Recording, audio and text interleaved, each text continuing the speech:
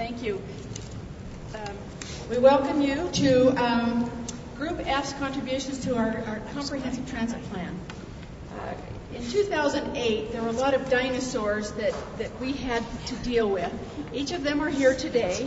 Some of them include things such as pollution. We live in an unhappy state. We find that there are vehicles that are polluting our air. They're not efficient.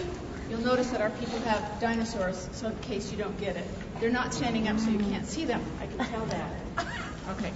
Another dinosaur that we had in 2008 was there were vehicles everywhere. Trucks, buses, every kind of transport. Frankly, we were feeling very, very congested. It was difficult to get around. There was also a strong sense of isolation. We couldn't get from this end of the state to here, back over to here, and back and forth. We felt very alone, and knowing that we couldn't get there from here. Another concern that we had was it was very difficult for our people to, frankly, just cross the street. We felt like crossing the street with all of the cars and the inadequate timing sequences of our lights, it made it that, frankly, our life was in the hands of drivers that we didn't even know.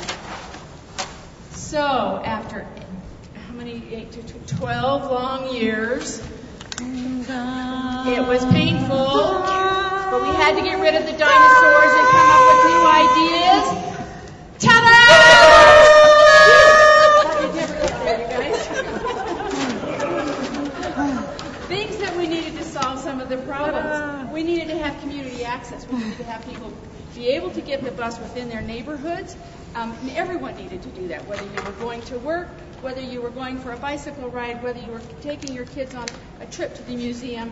Everyone needed to be able to get access within their communities, whether it was a trip to school or off to another park. Okay. So, grid, not gridlock. We would like to see a multimodal hub. You can see we've got front runner, we've got BRT, which is called MAX. We have human services. We have people who can walk to this hub. We have people who can ride their bikes on trails into the hub. Taxis can come to the hub. Trucks can even come into this hub.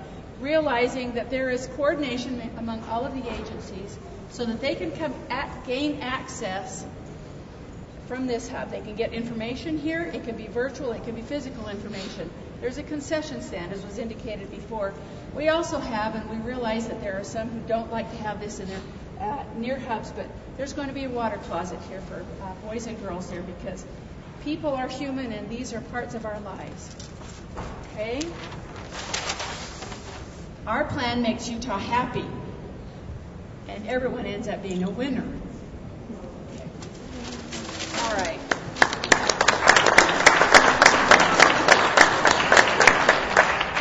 Some of the things that were concerned for us was breathable air.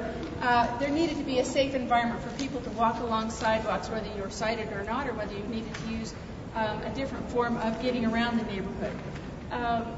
We need a grid transportation, not so much that it's destination-oriented, but that people can get around within their own communities or from community to community.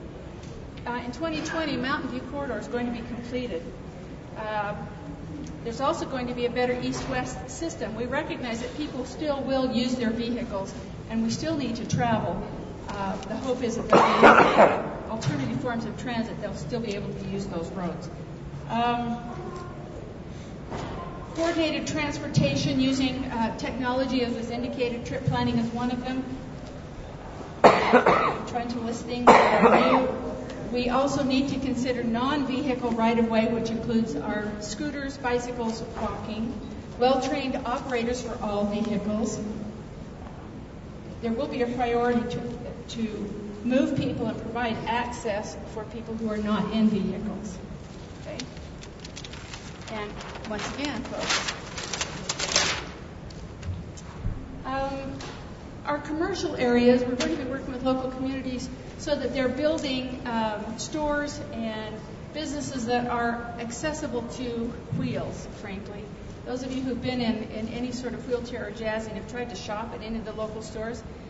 One, it's hard to find you because you're lower than all the racks, and two, you're pushing clothes with your shoulders. So that's a concern for us.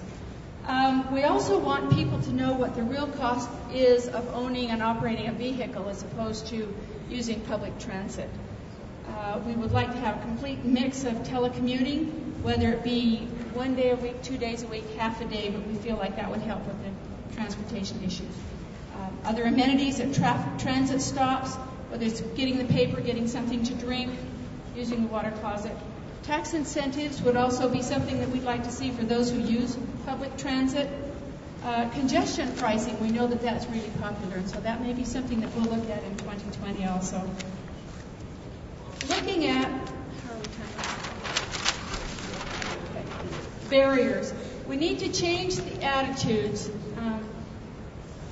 and we'll gain financial support by increasing the services overall. And there needs to be a cost-benefit campaign that helps people see why do they really want to ride public transit. They need to have it, frankly, hit them in the wallet, which is exactly right.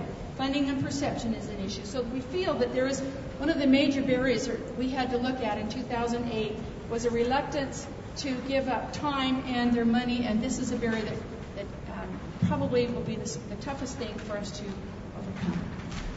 Anything else? Thank you.